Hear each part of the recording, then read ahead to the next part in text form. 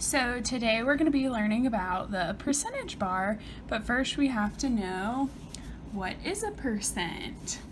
The word percent comes from the Latin phrase per centum, which means per hundred. So, for example, if you have 100 jelly beans and 40 of them are red, then 40% of your jelly beans are red. Also, if you have 100 goldfish crackers and 28 of them are broken, then 28% of your goldfish would be broken. So first we're going to start out with just writing numbers as percents. So if we have 0.03, then we're going to move our decimal place over 2 spots and put our decimal there. And then we're going to put that 0.03 then turns into 3, so we're going to put it over 100, so therefore we have 3% of 100. Our second example says 1.7, so then again we're going to move our decimal place over 2 spots, and we're going to put a place holding 0 there where our point's going to be after that 0, so then it's going to turn our 1.7 into 170. We're then going to put that over 100, which turns it into 170%. Okay, so now we're actually going to practice using the percentage bar. So we have a question that says, if Kelly bought a bicycle for $200 and 2 years later she sold it for 50% less, how much did she sell her bike for? So first we're going to start out with like a little rectangle. And at the beginning, we're starting out with 0%. And so since it's 0%, we're going to have $0 over here. And then we know at 100%, which is what she bought her bike for, it's going to be $200 because that's what the problem told us. Then we're going to be trying to figure out what she sold her bike for, which in the question it says she sold it for 50% less. So we're trying to figure out this 50% down here, and we're just going to throw an X up here because we don't know how much that is yet, and that's what we're trying to figure out. So we're going to put our X over 50% because X is what we're trying to figure out, and then we're going to put $200 over that 100% because we already know that because the problem told it. So we are going to start by cross multiplying these numbers.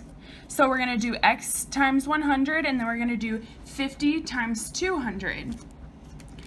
And X times 100 is just going to be 100X, but we don't really know what 50 times 200 is going to be, so we're just going to plug it in the calculator, and it's 10,000. So we're going to go down here, and we have 100X equals $10,000. But in order to get rid of this 100 over here with the X, because we need X by itself because that's what we're trying to figure out, we're going to divide both sides by 100. And since you're dividing 100 by 100, those two are just going to cancel out, leaving just an X.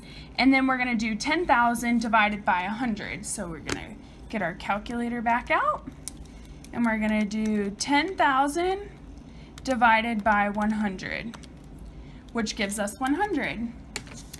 So Kelly sold her bike for $100. All right, now we're just going to do another problem just to practice what we learned on the other one.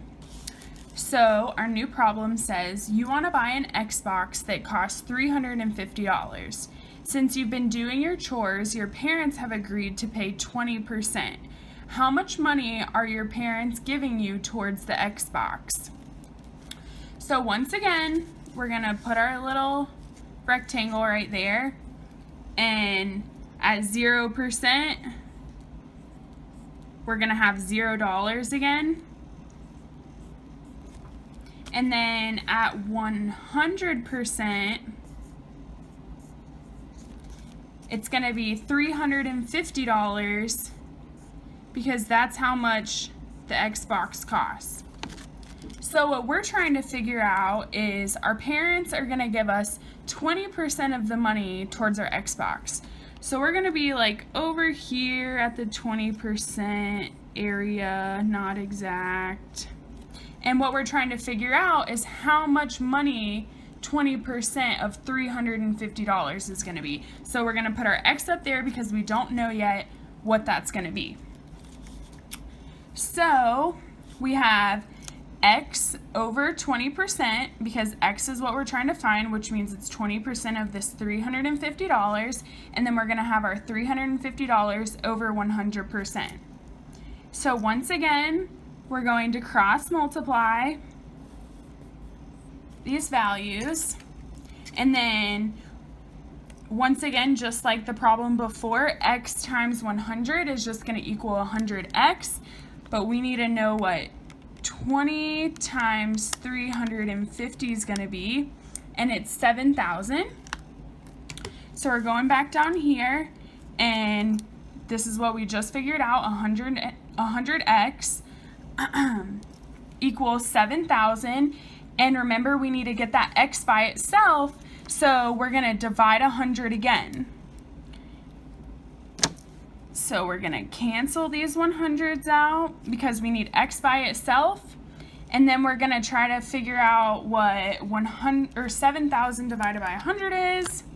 So we're going to go back to our calculator, plug in 7,000 divided by 100 equals 70. So X is going to equal 70, so therefore 20% of the $350 is going to be $70. So our parents are going to give us $70 towards our $350 Xbox. And if you wanted to figure out how much you have to pay, then you would just do 350 minus 70, which is going to equal 280. So $280 is what you personally have to pay for the Xbox because your parents are giving you the $70.